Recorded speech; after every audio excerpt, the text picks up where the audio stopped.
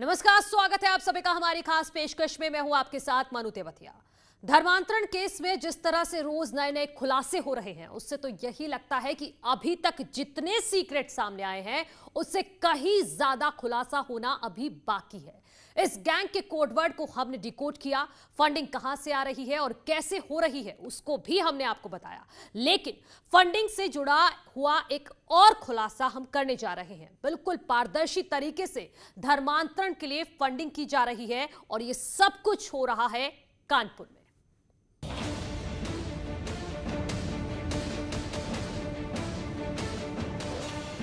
धर्मांतरण गैंग पर बहुत बड़ा खुलासा। कानपुर के मौलाना ने बताई धर्मांतरण की सच्चाई। धर्मांतरण गैंग की इंटरनेशनल साजिश। तुर्की, पाकिस्तान और मलेशिया का ये पूरा गठबंधन बना हुआ है। कानपुर से ऑपरेट करता है धर्मांतरण गैंग। और बहुत से मामले ऐसे प्रकाश में आए हैं धर्म परिवर्तन के, लव जिहाद के, जो कानपुर से इन्वॉल्व रहे हैं।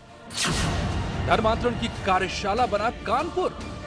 धर्मांतरण गैंग की जांच यूपी एटीएस, यूपी पुलिस और एसटीएफ कर रही है। लेकिन इस खुलासे के बाद जांच की दिशा बदल जाएगी।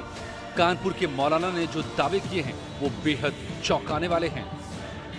देखिए, हमारे दावे का तो सबसे बड़ा आधार ये है कि भारत की संप्रभुता, एकता और अखंडता से सारी दुनिया परेशान है।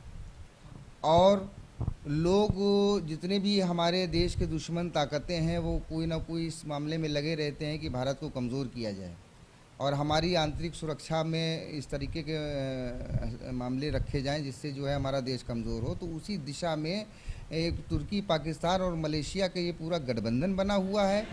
ये मौलाना कैसर हसन मसीदी हैं, कानपुर में रहते हैं, सूफी इस्लामी बोर्ड के प्रवक्ता हैं। इन्होंने दावा किया है कि कानपुर में धर्मांतरण और लव जिहाद गैंग सक्रिय है। यहाँ से धर्मांतरण के लिए फंडिंग की जाती है। मौलाना मजीदी की माने तो तुर्की, पाकिस्तान और मलेशिया का गठबंधन है। पाकिस्तान का दावत इस्लामी कानपुर से फंडिंग इकट्ठा करता है, उसका इस्तेमाल धर्मांतरण और लव जिहाद में करता है। मौलाना मजीदी ने कानपुर पुलिस को लिखित में शिकायत की है और बताया है कि कैसे कानपुर को धर्मांतरण और जिहाद की प्रयोगशाला के तौर पर इस्तेमाल किया जा रहा है। हमने उनको शिकायती पत्र में लिखा है कि कानपुर एक बड़ा संवेदनशील शहर है और धीरे धीरे ये लोगों की प्रयोगशाला बनता जा रहा है, ऐसी कट्टरपंथी शक्तियों की। और बहुत से मामले ऐसे प्रकाश में आए हैं धर्म परिवर्तन के, लव जिहाद के, जो कानपुर से इन्वॉल्व रहे हैं। तो इसमें दावत इस्लामी जैसी संस्था इन्वॉल्व है, जिसके बारे में बड़े साक्ष्य हैं और पूर्व में भी मेरे द्वारा साक्ष्य उपलब्ध कराए गए हैं, उनको बताया गया। और उनकी फंडिंग के तरीक़ों के बारे में भी हमने उनको बताया है। डीसीपी साहब से कहा है कि पूरे देश में तो सूफी इस्लामिक बोर्ड इस बात की लड़ाई लड़ रहा है, लेकिन चूंकि ये हमारा गृह जनपद है, हमारा गृह शहर है, तो यहाँ से भी गंदगी साफ होनी चाहिए। अब सूफी इस्लामिक बोर्ड ने दावा किया है कि धर्मांतरण के लिए फंडिंग विदेश से नहीं बल्कि स्थानीय स्तर पर की जा रही थी। तमाम मुस्लिम बहुल इलाकों में ऐसे बक्से लगाए गए हैं जिनमें दावत इस्लामी के लिए चंदा इकट्ठा किया जा रहा है, जिनसे आधा चंदा पाकिस्तान स्थित दावत इस्लामी संस्था के लिए भेजा जाता है, बाकी बचा हुआ चंदा धर्मांतरण जैसे कामों में इस्तेमाल किया जाता है। मौलाना का दावा है कि पाकिस्तान के संगठन दावत इस्लामी का पीएफआई के साथ गठबंधन है। ये दोनों संगठन मिलकर कानपुर के मुस्लिम बहुल इलाकों से चंदा इकट्ठा करते हैं और चंदे में मिले रुपए का इस्तेमाल दावत इस्लामी के कट्टरपंथी धर्मांतरण और लव जिहाद के लिए करते हैं। दो प्रकार से दावत इस्लामी के लोग पैसा वसूल करते हैं। एक तो वो मदनी चैनल के नाम से अपील जारी करते हैं। उन्होंने भारत में स्टेट बैंक ऑफ इंडिया का एक अकाउंट नंबर दे रखा है, उस अकाउंट नंबर के ज़रिए पैसा वसूल करते हैं। और दूसरा तरीका जो उन्होंने हर गली मोहल्ले चौराहे जो मुस्लिम बाहुल्य क्षेत्र हैं, जो इनसे प्रभावित लोगों का इलाका है, वहाँ पर इन्होंने जगह जगह पर जो है दुकानों पे और जो है होटलों पर छोटे छोटे वहाँ पर ये डोनेशन बॉक्स लगा रखे हैं। वहाँ पर लोग आते हैं, दिन भर में पैसा अपना इकट्ठा करते हैं, वो उसमें डाल देते हैं, फिर ये लोग उसको पैसे को इकट्ठा करते हैं। चंदा के लिए मुस्लिमों के इलाकों में पारदर्शी बॉक्स लगाए गए हैं। इन बॉक्सों में लोग चंदा देते हैं। कुछ दुकानों और होटलों में भी इसी तरह का चंदा बॉक्स लगाया गया है। समय समय पर डोनेशन बॉक्स खोला जाता है और उसमें जमा रुपयों को एसबीआई के खाते में जमा किया जाता है। जाहिर सी बात है, कभी हमने तो सुना नहीं कि इन्होंने कभी बाढ़ के लिए कैंप लगाया हो या किसी और चीज़ के लिए, रिलीफ के लिए कैंप लगाया हो। तो जाहिर सी बात है कि ये धर्म परिवर्तन जैसे नापाक और नजिस कामों के लिए पैसा इस्तेमाल करते हैं। मजीदी ने बताया कि कानपुर के अलग अलग इलाकों से दावते इस्लामी जैसे संगठनों के लिए चंदा इकट्ठा किया जाता है। इस चंदे का इस्तेमाल किसी सामाजिक काम में तो हुआ नहीं, इसलिए जाहिर है कि इसका इस्तेमाल धर्म परिवर्तन में ही किया जाता है। मौलाना मजीदी के दावे गंभीर हैं। मौलाना ने फंडिंग के जो तरीके बताए हैं उसे लेकर कानपुर पुलिस अलर्ट हो गई है। पुलिस ने कहा है कि मजीदी के दावों की जांच की जा रही है। अगर सच्चाई पाई जाती है तो कार्रवाई की जाएगी। सूफी इस्लामिक बोर्ड की तरफ से कल एक प्रार्थना पत्र ऑफिस में दिया गया था। इसमें जो तथ्य बताए गए हैं और साथ ही जो जानकारी हम लोग जुटा रहे हैं उसके आधार पर आगे की कार्रवाई की जाएगी। कानपुर में साजिशन धर्म परिवर्तन के लिए फंडिंग किए जाने के मामले पहले भी सामने आते रहे हैं। पिछले साल लव जिहाद के 14 मामले सामने आए थे, जिनमें इस बात का दावा किया गया था इनके लिए फंडिंग की गई है। शुरुआती दौर में पुलिस ने इस मामले की जांच भी की, लेकिन पुलिस फंडिंग के मामले में किसी भी नतीजे तक नहीं पहुंच सकी। पिछले साल कानपुर लव जिहाद का एपी सेंटर बनकर उभरा था। नवंबर 2020 में कानपुर के मुस्लिम बहुल इलाकों में लव जिहाद के मामलों की बाढ़ आ गई थी। अब जब मौलाना मजीदी ने पुलिस को लव जिहाद और धर्मांतरण गैंग से जुड़े सबूत दिए हैं तो उम्मीद है कि इन सभी पहलुओं को पुलिस जांच में शामिल करेगी। धर्मांतरण गैंग के तार देश के कई राज्यों में फैले हैं। महाराष्ट्र, दिल्ली, हरियाणा के बाद अब गुजरात का भी नाम इस लिस्ट में जुड़ गया है। यूपी एटीएस ने गुजरात एटीएस के साथ मिलकर सलाउद्दीन को गिरफ्तार किया है। इस पर आरोप है कि यह धर्मांतरण के लिए फंडिंग इकट्ठा करता था।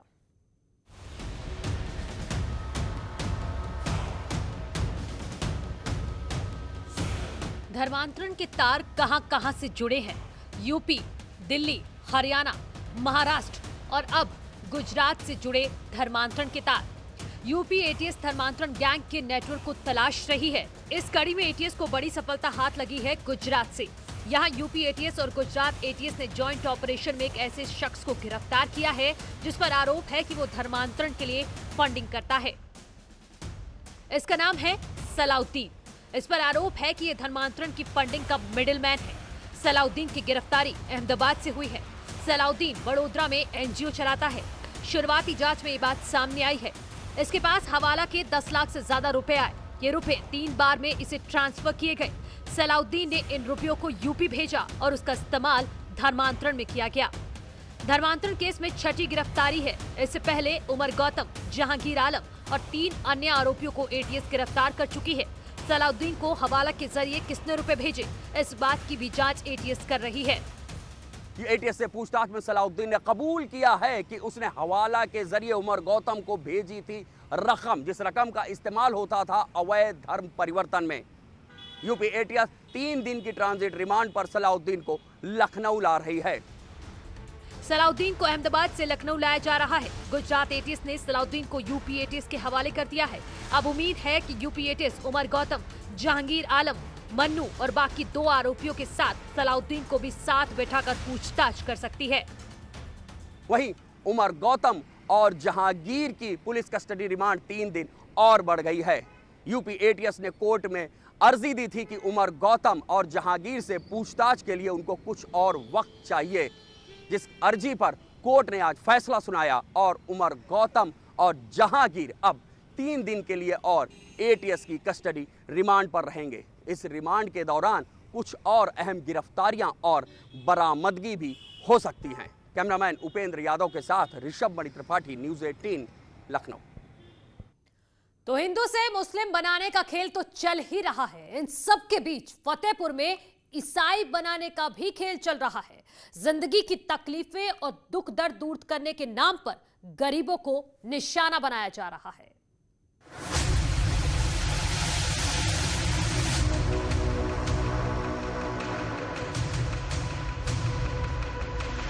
यूपी एटीएस धर्मांतरण और उससे जुड़े पहलुओं की पड़ताल कर रही है।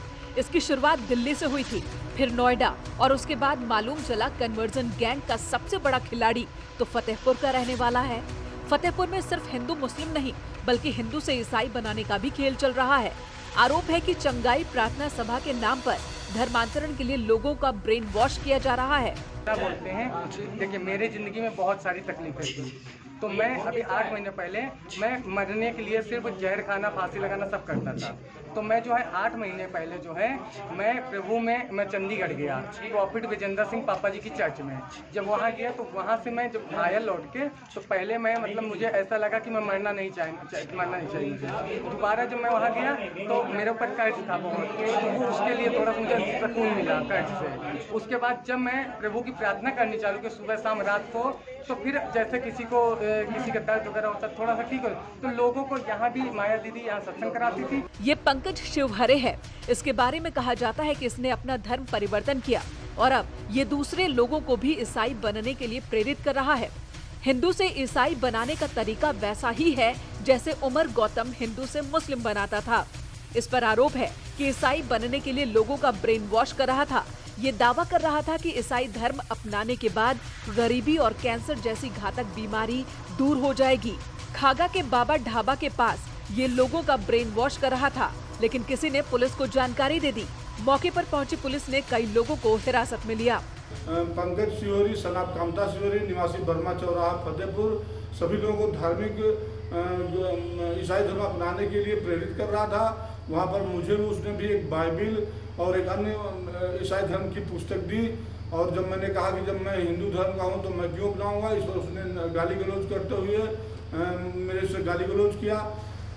हिंदू से ईसाई बना पंकज शिवहरे लोगों को अपनी कहानी बताकर ईसाई धर्म के प्रति प्रेरित करता था। ये लोगों से कहता था कि जब से ईसाई बना है उसकी सारी समस्याएं दूर हो गई हैं। खागा में जिस जगह चंगाई सभा आयोजित की गई थी, वहां सैकड़ों की संख्या में हिंदू समुदाय के लोग पहुंचे थे। चंगाई सभा में पंकज ने फिलहाल पुलिस इस बात की जांच कर रही है कि जो आरोप लगाए गए हैं उसमें कितनी सच्चाई है, क्योंकि फतेहपुर से उमर गौतम का भी नाम जुड़ा है, इसलिए पुलिस फूंक फूंक कर कदम रख रही है। फतेहपुर से न्यूज़ 18 के लिए धारा सिंह की रिपोर्ट। और यहाँ रुकते एक छोटे से ब्रेक के लिए, जल्द लौट रहे हैं।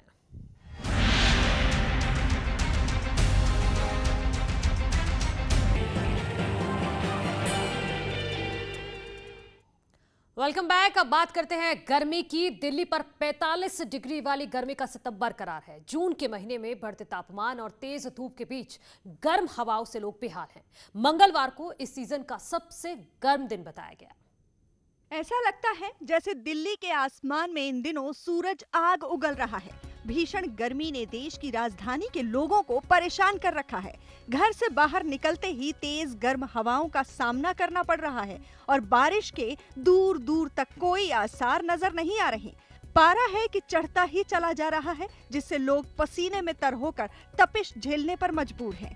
हैरानी इस बात की है कि ऐसी भयंकर गर्मी तब पड़ रही है जब आमतौर पर दिल्ली में इस वक्त मॉनसून दस्तक दे चुका होता है, लेकिन इस बार मॉनसून की बेरुखी की वजह से गर्मी अपने चरम पर है।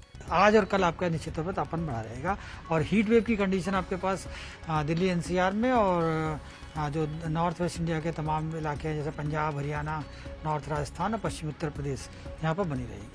दावा किया गया कि इन दिनों चिलचिलाती गर्मी के बीच दिन में 50 किलोमीटर प्रति घंटे की रफ्तार से तेज गर्म हवाएं चल रही हैं, जो लोगों की दिक्कतों को बढ़ा रही हैं। ऐसे में मौसम विभाग की लोगों को सलाह है कि बेहद जरूरी हो तब ही घर से बाहर निकलें। बेसब्री से मॉनसून की राह देख रहे दिल्ली वालों को लू और बढ़ती गर्मी का सामना करना पड़ रहा है। मौसम विभाग के मुताबिक दिल्ली में इस कदर गर्मी पड़ रही है कि मंगलवार को 43 डिग्री सेल्सियस तापमान दर्ज किया गया, जो इस साल का सबसे गर्म दिन बताया गया। यही नहीं, इससे पहले साल 2012 में अधिकतम तापमान 42 डिग्री सेल्सियस तक पहुंचा था। वहीं 11 जून 2019 को दिल्ली का अधिकतम तापमान 45.6 डिग्री सेल्सियस रहा था। मौसम विभाग के मुताबिक अगले कुछ दिनों में धूल भरी आंधी और तेज हवाएं चल सकती हैं, जिससे तापमान थोड़ा नीचे आ सकता है, लेकिन फिर भी इसके 40 डिग्री से नीचे आने की उम्मीद कम ही है। आगे बढ़ते हैं। बढ़ाइएगा जोश जब ओलंपिक में उतरेंगे मैन इन ब्लू। आप भी पहनिए टीम इंडिया वाली टी शर्ट और जानिए इसे जीतने का क्लू। बस स्क्रीन पर दिख रहे QR कोड को स्कैन करें और क्विज में भाग लें। जुड़िए न्यूज़ 18 के साथ और रोज खेलिए ये क्विज और जीतिए टीम इंडिया का टी शर्ट।